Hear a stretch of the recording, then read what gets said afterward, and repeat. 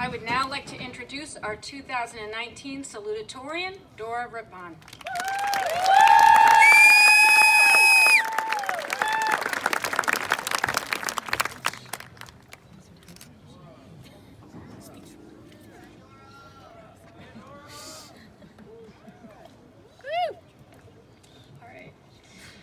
Hi.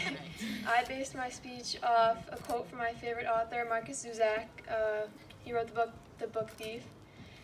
Goes, usually we walk around constantly believing ourselves, but sometimes the truth arrives on you and you can't get it off.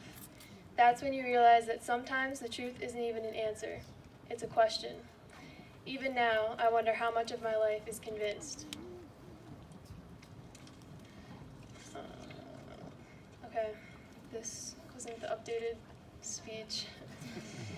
All right.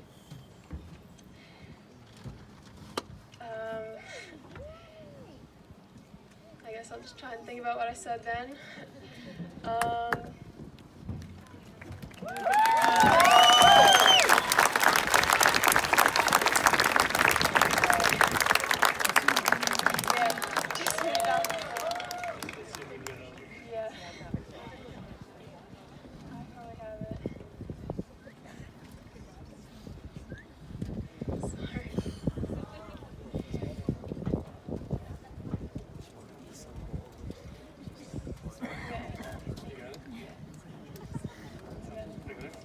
Thank you.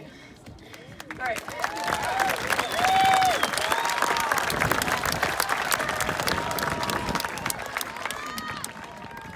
Okay. So the end of the quote was, even now, I wonder how much of my life is convinced. That question struck me. How much of my life is convinced? Just asking the question made me realize that we can be convinced of certain ideas. Not only can other people persuade you, but you can do it all by yourself. Your thoughts fall down the rabbit hole. It starts with what I call as the given. For example, in mathematical proofs, they say, given this, then that must be true. The given is hypothetical in this situation, but many times the given is taught as a fact. Then this given is built upon and used as justification for further ideas. When the given is not questioned, it leads to a convinced state of mind. This unquestioned given is the unstable ground that causes you to fall down the rabbit hole. Now, not all convictions are bad. I'm not going to touch a hot stove because I'm certain it will hurt. But what if you're convinced of a career choice? About 30% of students enroll in college as undecided. About 75% of students will change their major before graduating. I bet many of those students were certain of their major going in, only to change it a couple years later. In fact, when I applied to college, I wanted to do something specifically with astrophysics.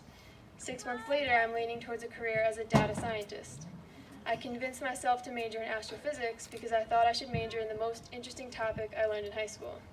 That was my given. Eventually, I realized I may be more interested in fields that I haven't learned about yet. Luckily, the change from an astrophysics major to a physics major is not very difficult. Even if you're not going to college, all of us are going to continue learning. I think it's important to be aware if you are a passive learner or an active learner. Passive learners memorize the content given, while active learners question the content given. I can't tell you how you want to approach life, but I believe it's important to be aware if you question the content given. If you want to memorize and recite content to get through college, just be aware if you have little idea of the truth in that content. As Mr. Scampoli so lightly pointed out for us, we're all going to change. We may find ourselves thinking that we don't have much faith in the beliefs that we hold very strongly now. I think our lack of a broad perspective causes us to be convinced of alternative beliefs. So then how do you know what you are convinced of and what you are not? I believe you have to continue asking questions of yourself.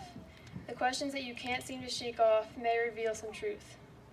When you can't answer a pressing question, it is ironically with good reason to trust your instincts. Intuition is immediately knowing how to act without needing to think it through. We are certain of the knowledge that intuition provides, yet we never have to convince ourselves of it. So remember to be wary that you might be convinced of some ideas, but don't take my word for it. I wouldn't want to convince you of anything. Thank you.